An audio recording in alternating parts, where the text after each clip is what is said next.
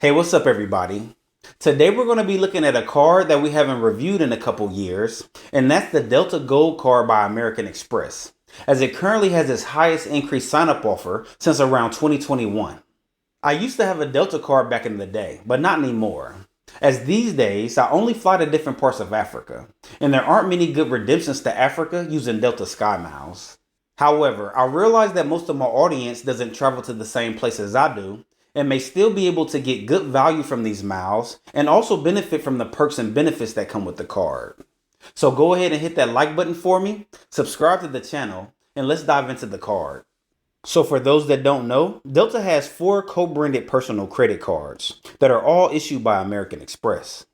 You have the Delta Reserve card, which has an annual fee of $650. The Delta Platinum that has a $350 annual fee.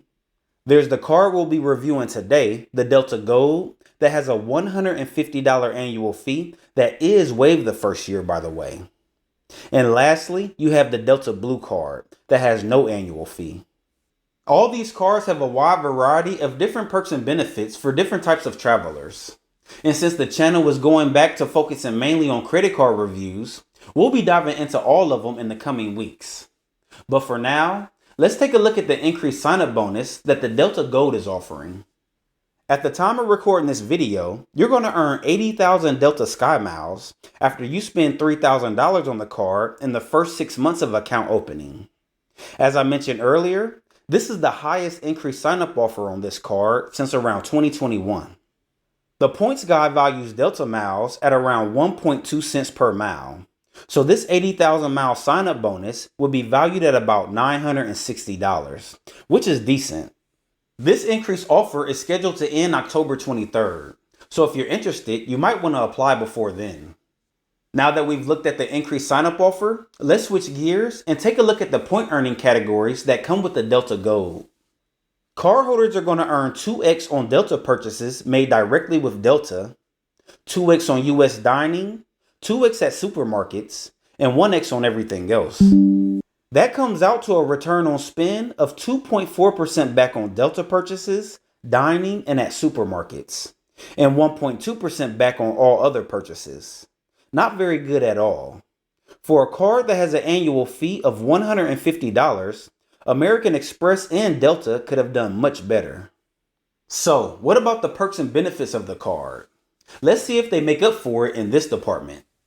First, with Delta's Takeoff 15 program, cardholders are going to save 15% on award travel on all Delta flights booked on Delta.com and on the Fly Delta app.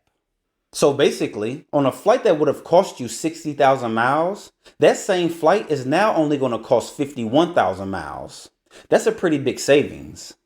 Delta has devalued their SkyMiles program quite a bit over the years, and I think this Takeoff 15 program is a way that cardholders can get some of that back, depending on where and when you're traveling, because there are still some solid redemptions out there, but definitely not like the good old days.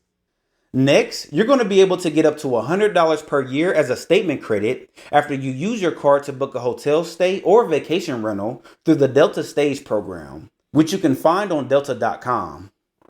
Moving on, cardholders are also going to get a $200 flight credit to use on a future flight after you spend $10,000 on the card in a calendar year.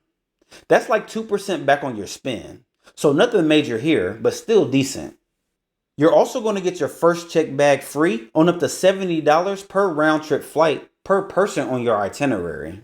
So my family of 4 could potentially save up to $280 in baggage fees on a round trip flight. This one trip alone could cover the annual fee and some. You'll also get priority boarding, which can help you board sooner and ensure you get overhead bin space. You'll get 20% back on in-flight purchases, and the card doesn't come with any foreign transaction fees, which is always a plus. So overall, pretty solid and practical benefits that come with this card that I personally would be able to benefit from. Alright, lastly, let's take a look at the insurances and protections that cardholders are going to get. The card is definitely lacking here, as you're only going to get baggage insurance, secondary car rental insurance, purchase protection, and extended warranty. Pretty pathetic for an airline credit card that has a $150 annual fee. I would have at least expected trip cancellation or trip delay insurance. So, what are my overall thoughts on the card? Well, I can honestly say that if I flew Delta often, this is for sure a card that I could see myself benefiting from. The 15% off award flights, free checked bags for me and my companions, plus the $100 hotel credit alone would do it for me. Not to mention all the other benefits. Now the card is definitely lacking in the point earning categories, so it wouldn't get much usage from me when it comes to everyday spending. They for sure need to do better with this. Right now, I'm preferring cards with more flexible point currencies, due to my current travel lifestyle and places that I'm going. But I still use a co-branded airline credit card from time to time, the United Explorer card, because they have decent award flights to Africa, so it works for me. What about you? What are your thoughts on the card, and do you see yourself getting it? I look forward to hearing from you. I'll see you in the next video.